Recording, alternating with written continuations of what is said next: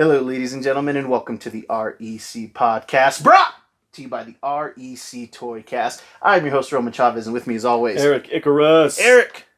What's up? I need you to answer me quicker. You can find us on Instagram at REC Patient. You can find us on Instagram at the REC Podcast. You can follow myself at Oh my gosh, you messed me up. At Roman REC Podcast, and you can follow the Bomb Dude. Gulag _J_.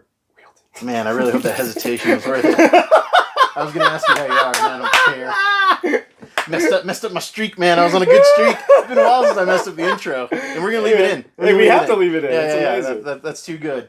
Oh my gosh. Well, thank you for getting here so speedy. You know, we have stuff to do. We do have stuff to do. We have stuff to do. And I'm excited to get this stuff done. Mm-hmm. We do stuff. We do stuff sometimes. Sometimes for the gram. Yeah. Sometimes we do it for the gram. We do it for the gram. Check us out. We're doing some giveaways at episode 150, which is the next episode after this, guys. God. We are going to have a code word somewhere in the show, preferably at the end so you watch the whole thing.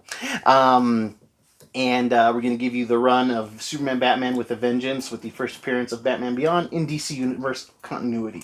And that's just whoever gets that code word first, you're going to comment on the post about the 150th episode on Instagram. And the first one to do that, we'll reach out to you for your address, and we're going to send you those books. You do need to post when you get them, though. Give us a shout out. We'll give you a shout out. Yeah. Eric. What's up, man? You know, we talked about the massacre and the that has been DC Comics firing.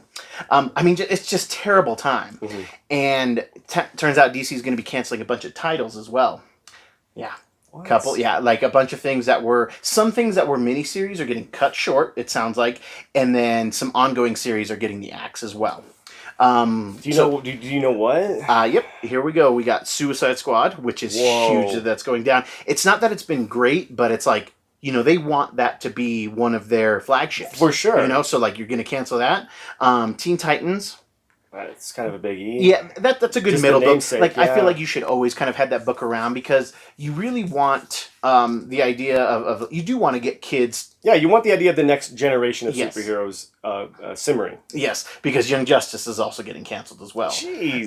Hawkman, the Batman Grave, which I wasn't reading. I'm not really sure what that was. The Metal Men miniseries, Constantine Hellblazer, which I think is another one that they want to kind of push. Try to put up there. And Aquaman. Wow. Again, you have Aquaman, you have Suicide Squad, two comics that you want to have a franchise. Yeah, because of the and you're movies. and you're dropping their books. So we've got writing teams, we've got art teams, we've got this is more people losing jobs, losing work. Yeah. And I guess the 2020 just keeps on going, man. Just keeps on going. And again, it's just such ill time. Like, what is the point of doing this right before DC Fandom? And they're still trying to pump DC Fandom. Are they really? How can any of us be excited about DC Fandom? You should have waited for the layoffs after this, Ton. You do it after Christmas. Exactly. You know what I mean? Exactly. Let everybody get... But I think it might be worse than we think. Yeah, I think in terms of them and how they're managing things, what their books are looking like.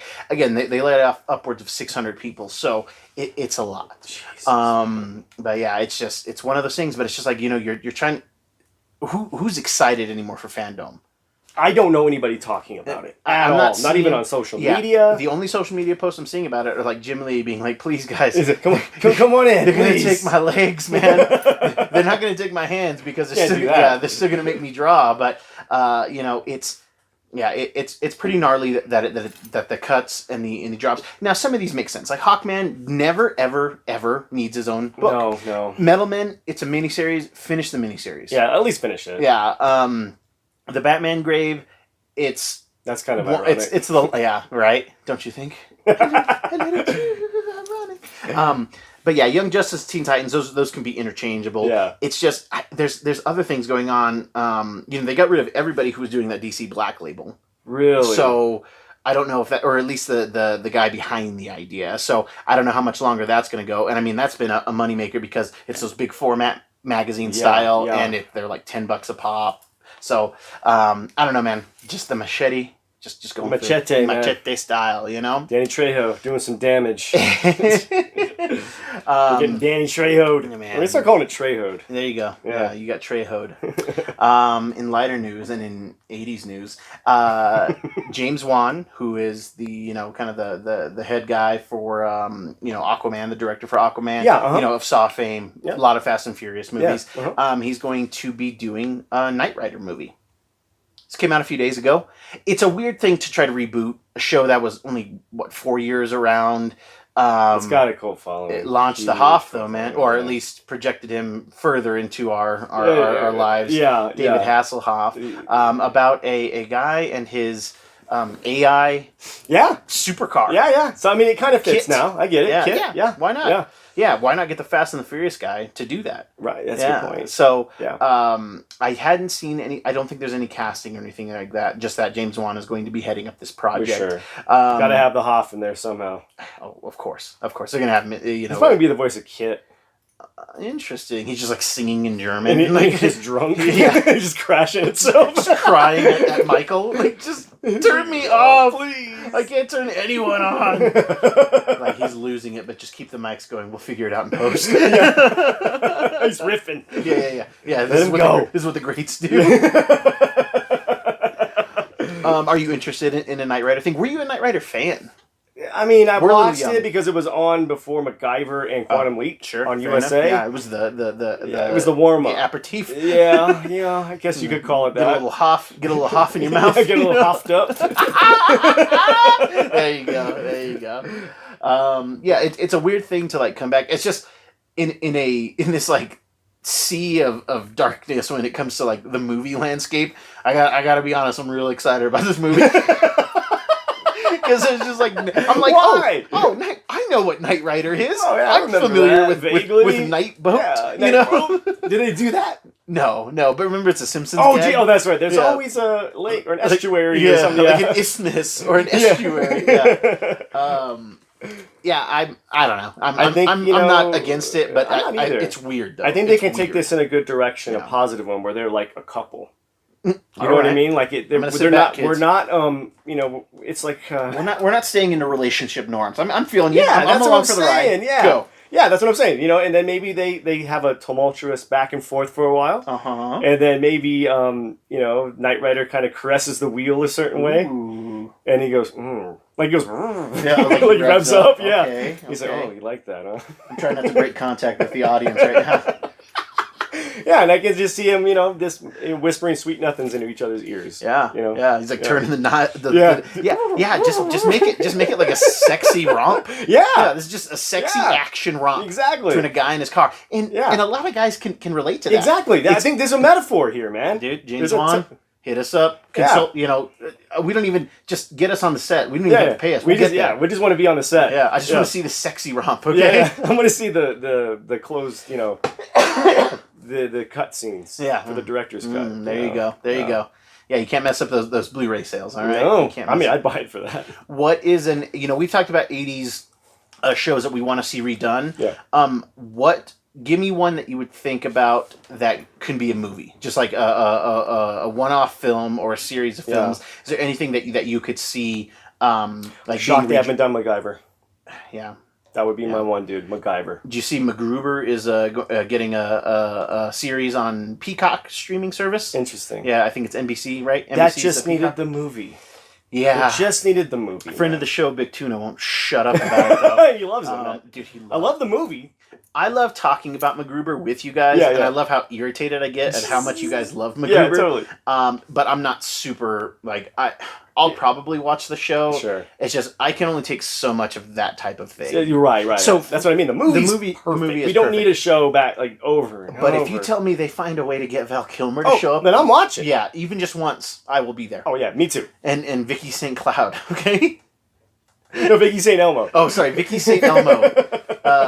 Songs for my Gruber. Favorite scene is when he smashes his car stereo. Yeah. That was a blow punt. You owe me a blow punt. How about you? Is there an 80s, romp you'd like to see? An 80s romp that I'd like to see. Oh my gosh, I'm trying to think of something that really stands out. And I had something right before you asked. But my mind always goes Quantum Leap, but I definitely want that as a show. Yeah, it needs to be a show. Be it Netflix or HBO Max. Oh wow. But an adaptable. I'll stay in the vehicle theme. But what's the Hulk Hogan one in the boat? Oh, that's Thunder in Paradise. 90s though. Oh, that's 90s. It's 90s though. But yeah. Close though. I could get on board with that. My God, Alien Nation. I'll give it to you. 1990. 1990. So the pre-production. I'm trying to think, man. What?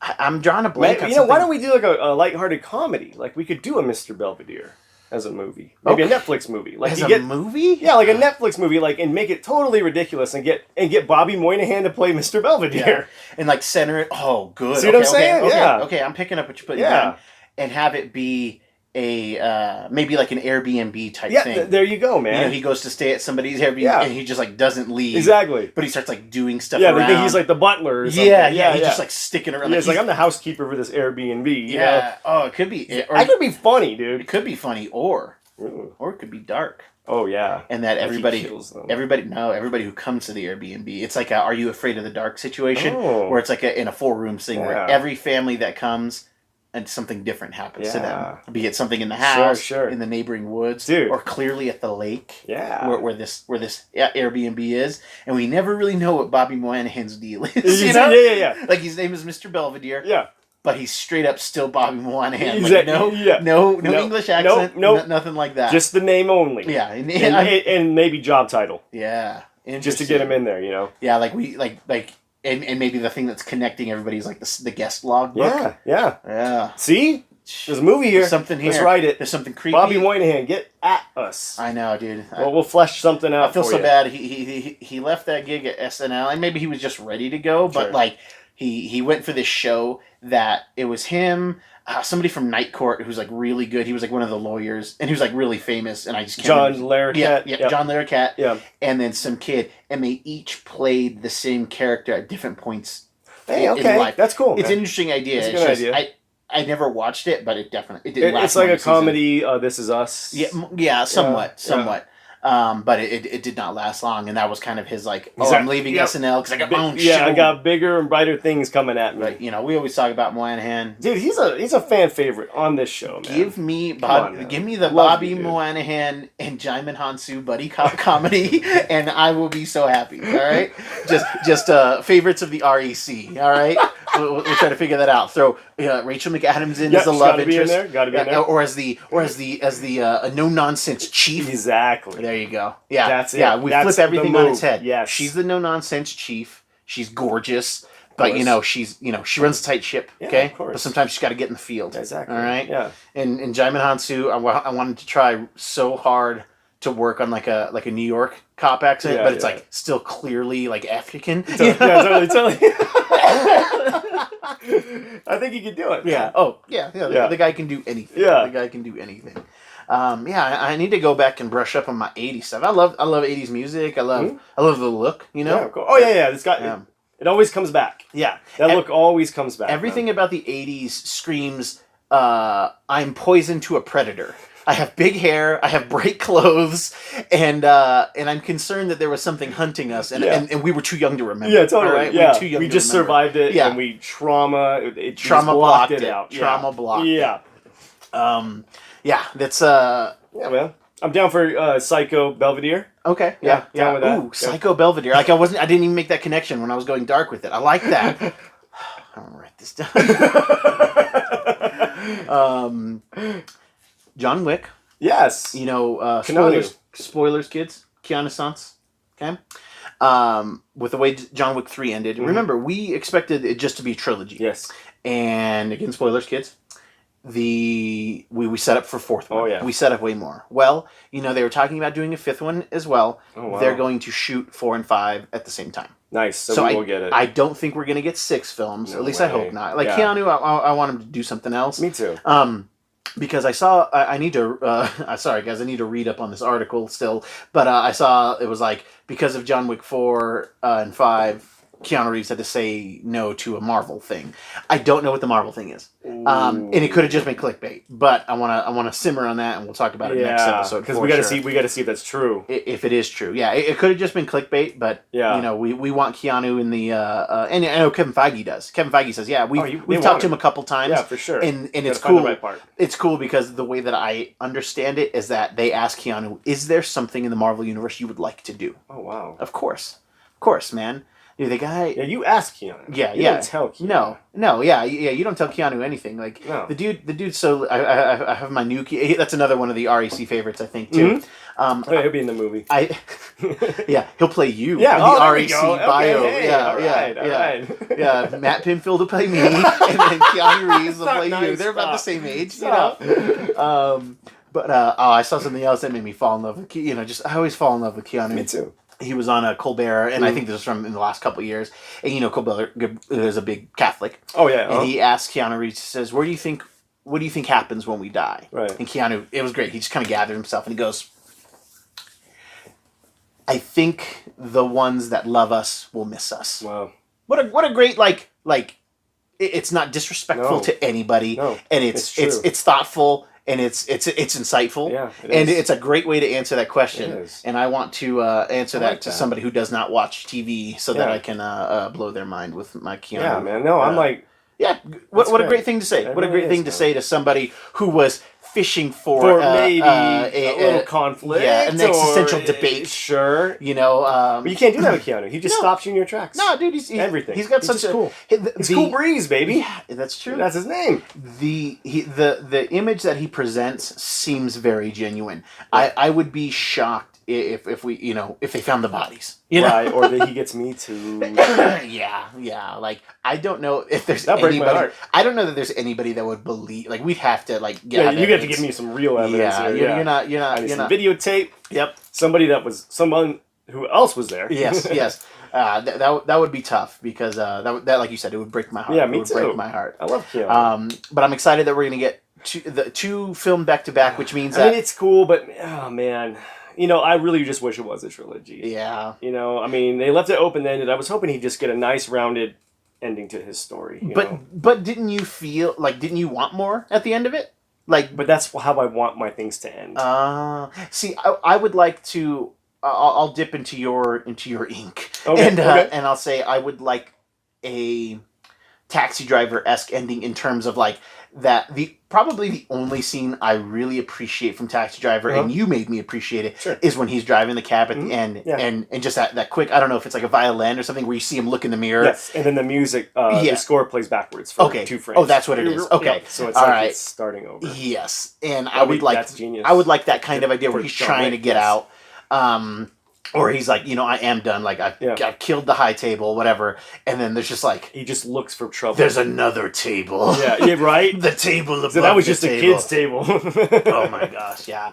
But, I'm excited for it. We need good action movies. Yes. And I think that once movie theaters are open full swing again, these movies are going to blow it up. I just hope that, again, we get more capacity and that this is going to happen sooner than later, because obviously they're talking about it, but I don't think they're shooting anything right now.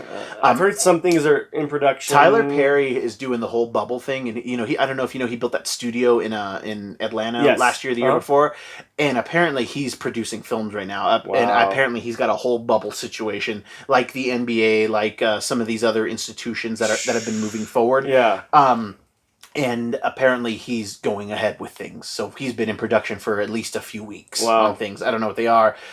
The world's about to get flooded with Madea product. Oh, no. Yeah. And that'll be the only thing that's new. That's something that should have just stopped at 3. Oh, gosh, yeah. Diary of a Mad Black Woman's a good movie. I like that one. I don't know if you ever saw it. I didn't. It's really good. For me, it's the most... I've probably seen 4 or 5 of them. Because Diary of a Mad Black Woman was the first one that I saw. I'm sorry, guys. It is completely inside, and I can't tell you. I can't. Yeah, but maybe on another show. Maybe on another show. But it's Diary of a Mad Black Woman's a good movie, but then it just gets so it became ridiculous. That movie's kind of serious with the exception of Madea. Yeah. But then the rest of the ones I saw, it's too much, and I just can't hear that voice. He turns into the Black Ernest. Yeah. Oh my god. You know what I'm saying? Yes. Like it's like going to jail, going to camp, going to hell. Yeah. Halloween. Straight. Yeah. Like seriously, dude, I never made that connection. Yeah. And I hope that that's not offensive to anybody, but like I liked Ernest. It's okay to like no, dude. Jim Varney was the man. It's just like me. The movie's shifting from a semi-serious comedy, straight into Jim Varney territory, where it's slapstick and just it does feel slapstick. There's no weight to it anymore. Which I get that the Ernest movies weren't supposed to have any weight to them, but I think Madea was supposed to have some weight to it. Let me pose a ridiculous question to you. Okay. Do you think that Tyler Perry should have to stop being Madea because he's not a black woman? You know, in fairness to the world, yes. Yeah? He should. Yeah. You know, again, it's either all okay or none of it's okay. Yeah. You can't just cherry pick things that are okay. Yeah. You know? He created the character, so I'm fine with it not, and it is meant to be like a I guess I know. It mucks it up. It mucks it up. I was just curious to see what you thought. Oh, no, for sure. Yeah. And it's, you know, it's people taking things too serious again. Okay. You know? So in the terms of what we're doing with other things, we should, but as an artist, no, of course not. No way. Of course not. Never. Okay. Yeah. Okay. Yeah. I agree with you. It's all okay. Yeah. It's not. No, none it's of not it okay. Yeah. That's interesting. Yeah. I think he should just stop because it's not funny anymore. I don't think it is either. I know, and this is a very general thing, but the people that I know that really enjoy it, there's a lot of like lesbians that really enjoy it. A lot of the homosexual community likes it. Still, is that substantiated? Around me. Around my bubble. Gotcha. Okay. Around my bubble. Gotcha. The people that I know that still really are excited about the Madea stuff. You know, I used to work in a movie theater, and it started. You would know this. Yes, it started to be less and less African American and more towards towards like a homosexual clientele, right. Which I thought was interesting. That's very interesting. Yeah. I wonder what appeals to it. It's the sassiness. It might be the sassiness. Remember when I sent you the show doc today, and I was like, "Oh, hey, we're going to talk about Madea for a little while." Yeah, and I just was like, That didn't happen. I don't. All roads lead to Medea. All right, it does. Everything does. And it crashed, and a big car crash. Yeah, Medea goes to the RAC podcast.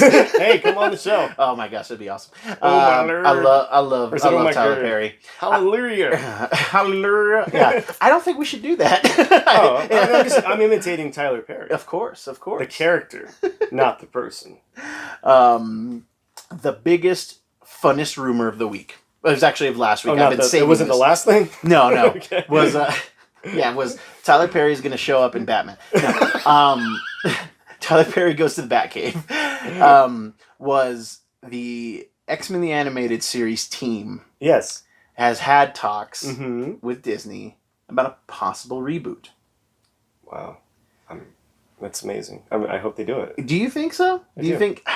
There's so much more story to tell. There is so much more story. And it would be interesting to see that team... in this climate. Those voices doing some... Maybe they don't do a series... Maybe they do Messiah Complex. Yeah. Maybe they do Extinction Agenda. Or God Loves Man Kills. Yeah, maybe they go the DC route and they just do story arcs in film form. That's what I'm down with. I would be cool if like those guys grew up with us because the subject matter of that cartoon was fairly heavy. But upon like I've been rewatching it with my kids off and on. Course. And it's funny, but it's also like really like overacted in some things. Some of it's funny because the Jean actress it gets a little. Everything's a moan. Everything's a moan of pain. Scott. Yeah, Jesus Christ! Why don't you chill out? I know, right? And then Xavier. Why don't you ice it? He always does that. Oh my God! Yeah, like dude, like I get you're not in combat, but you need to man up a little bit. No, his head hurts. You need to scream like everything's a mic. Like he should. Every time he does it, there should be something for like Excedrin come up on screen as well. Meme crossover. Yeah, that's a gift right there. Yeah, we'll work on it. We'll work on that. No, I'm excited at the prospect. I like our idea better. Oh, me too. But I always like our ideas better me too. Madea, Most of the time, yeah. X-Men, go. Yeah. Oh, totally. Yeah. Yeah, you have Bishop and Madea, you're just going back and forth, doing the District X storyline, and they're the cops policing District X. Sassy cop, serious cop. Yeah. It writes itself. I know. I'm not even trying, guys. She's not going to take no guff from Sentinels. Exactly. You ain't going to burn an M on my face. She'll get you. She'll kill you. So you're on board with absolutely. So you're on board with the series. Absolutely. I'd like the animation, but they're not going to keep it. They're gonna update it. That's my problem. Yeah. It's like nothing's drawn anymore. Don't come back together to be like, oh, we're rebooting the X-Men animated series. Just make something new. Yeah. It's good, from the team that brought you. Cool. Yeah, I'm good with that. But I do not. I would be down with it straight on new. Yeah. Because I mean, if they pick up where the last episode ended with Xavier trotting off with Elandra to the other side of the galaxy for some reason. Yeah, for some reason, only they can. Spoilers. Only they can heal him. Yeah, but he can't come back. Yeah, you ain't coming back. Yeah, it's like what's going on? But the idea of them kind of Magneto maybe stepping in. I'm good with that. That would do that. Because he was in the ending. He was standing with. He was the one who helps Xavier to reach the She-Hulk. Yeah. For some reason, they can't call Elandra themselves. I know, right? But yeah, it would be the kind of the head guy of this was telling the fans not to hold their breath though. Okay. He's like, we've had the talks, but that's about all we've had. Right. Part of me wonders if it's to drum up, this little buzz. Yeah. To see if anybody bites. And I think that could work if there were cons. If there were cons and you could go out there and you could see the reaction. Then just getting the voice actors on stage and having a panel. But if we can't, but remember they had a crappy Gambit that last season. They switched up Gambit, and that guy he wasn't even trying. Yeah, he was like me doing a Cajun accent. Hey, sure. Yeah, Sherry. Yeah, because that other dude, I think he played Johnny Cage he might have played Johnny Cage in the Mortal Kombat movie, or he was the son of Kwai Chang Kang. Is that that's Kung Fu, right? Yes. Yeah. He in the remember that's a good '90s reboot when they did Kung Fu: The Legend Continues. Totally. Continues and still continues. Yeah. Still continuing. Never stop continuing. But yeah, it was I think it was the actor who played. It might have been Johnny Cage, that guy who played Johnny Cage for both. But it would be I need that voice because man, I can't. Or just get someone who's actually from Nolans. Yeah, I mean, there's great voice actors everywhere. I'm sure Billy West can make that voice. Yeah, he's a machine. He's not human. It's just a little Fry-like. You know? Just a little bit. There's a little bit of Fry crossover in some things. Like he was in, I think he did the voice either for Spyro the Dragon in the video game, or Spyro's helper, this fairy or Firefly, and it was clearly Fry. West, it was clearly Fry. Because you said Billy West used to go on Stern a lot. He was right? pretty much a regular on Stern, and they would just give him scripts and have no notice, and he would imitate the celebrity. Oh, boom, with no notice. Dude, he's so good. He'd do it. That's one thing that I've sat in on one. I think I sat in on an Archer one, but a lot of times at Comic-Con, they'll do cast readings and they'll do a whole episode. Oh, that's awesome. Yeah, they were doing that for Rick and Morty at the last one. Yes, Me and Duke went to that. Yeah. Oh, actually, we stood outside and watched. It was American Dad that I saw actually. Oh, cool. Because Patrick Stewart was not there, so Seth MacFarlane was doing bad Patrick Stewart. It was basically Stewie. It sounded like an old Stewie. Yeah. But it was still really funny. That's cool. And it was just so funny to see. I think that the female who plays Francine's voice on American Dad has such a fun mom voice. Oh, totally. And it was funny to see that actress do it. Oh man, she's cool. She is cool. And then Dee Bradley Baker is one of my favorite voice actors. Klaus. Oh yeah, he's great. Oh my god. Yeah, he's great. Because he always plays animals and stuff too. Totally. He always does additional voices. But just to see him do Klaus is one of my all time favorite. He's awesome. On screen characters. Awesome. And to see him do it live was my favorite part of it. I thought it was going to be Seth MacFarlane.